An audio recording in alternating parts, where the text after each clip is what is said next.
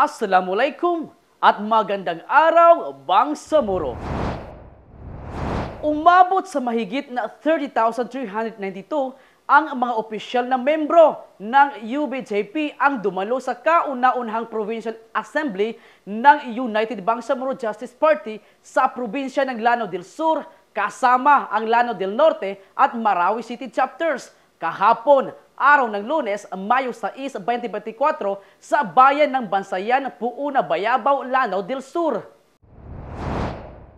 Pinangunahan ni UBJP Vice President Muhagir Iqbal ang paglilinaw na ang moral governance ay mananatili pa rin ang pangunahing adhikain ng kanilang partido.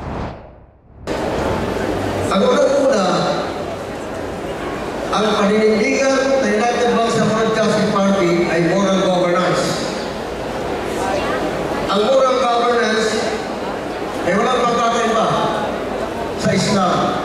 Kung bagitin natin ang moral governance, parang binabanggit na rin natin ang Islam. Kaya lang, hindi natin pwedeng bagitin ang Islam dahil ang Pilipinas po ay isang secular state. There is a division between what is unto Caesar and what is unto Christ. Hinikayat din niya ang mga membro na pag-aralan ang mga prinsipyo at plataforma ng UBJP. Binigyan din ni Iqbal na ang Bangsamoro government ay hindi lamang ibinigay ngunit ginugol ang buhay ng mga kasapi, kaya't mahalaga na ito ay pangalagaan at pahalagaan ng bawat mamumuno. Itong nakuha natin na Bangsamoro Autonomous Region ng Muslim Mindanao, sisiguraduhin po natin na in 2025, kailangan ang nahawak dito, yung Bangsamoro Autonomous Region ng Muslim Mindanao ay in good hands po, in good hands. Pagkalawa po,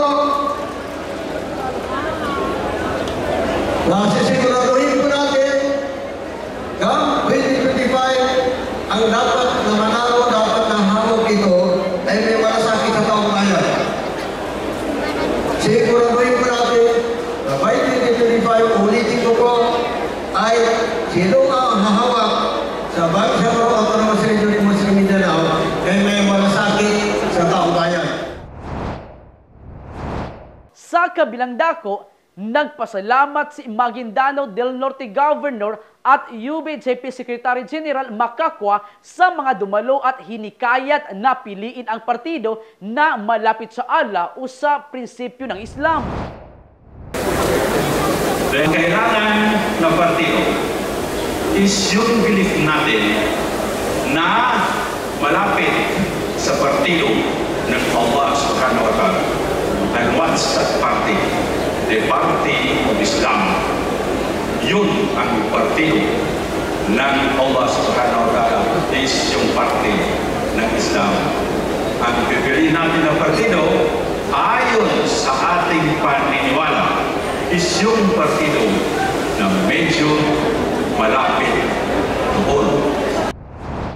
Pinangunahan naman ni UBJP President Ahud Murad Ibrahim na kasalukuyang Chief Minister ng BARM ang oath-taking ceremony kung saan sabay-sabay na nanumpa ang mga bagong kasapi ng partido.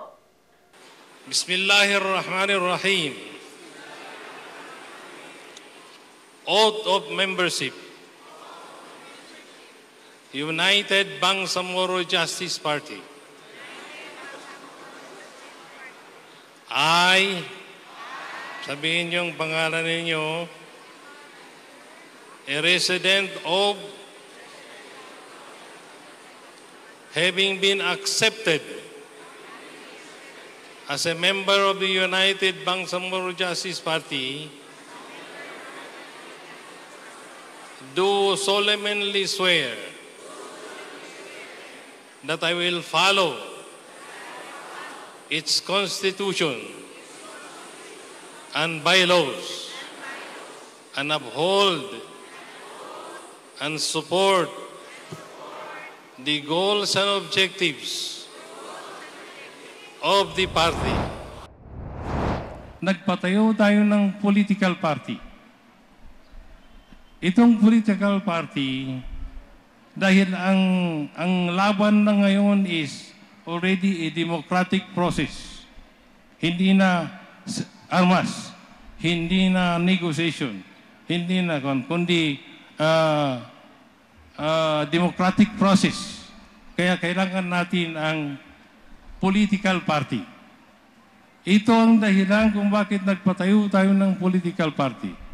Hopefully, itong political party, ito rin ang ipinaglaban ng MNLF, ito rin ang ipaglalaban ng UBGP, yung ipinaglaban ng MILF, yung ipinaglaban ng ating mga Bangsamoro na hindi pa natin nakukuha, hindi pa natin natutupad. So, ito lang maging kwan. So, kaya gusto namin na hanggang ngayon yung UBG pa rin ang magiging government of the day sa ARM.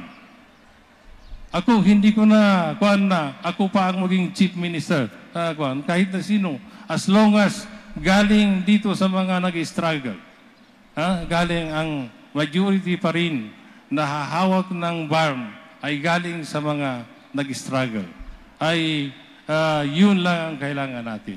Because we need to continue kung anong nasimulan natin. Kailangan tapusin natin kung anong nasimulan natin. So,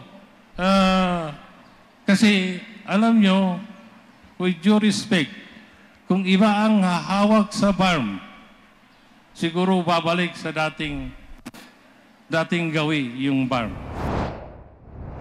Sa kasalukuyan, patuloy ang pagtutulungan ng mga membro ng UBJP upang maisulong ang karapatan at pag-unlad ng Bangsamoro.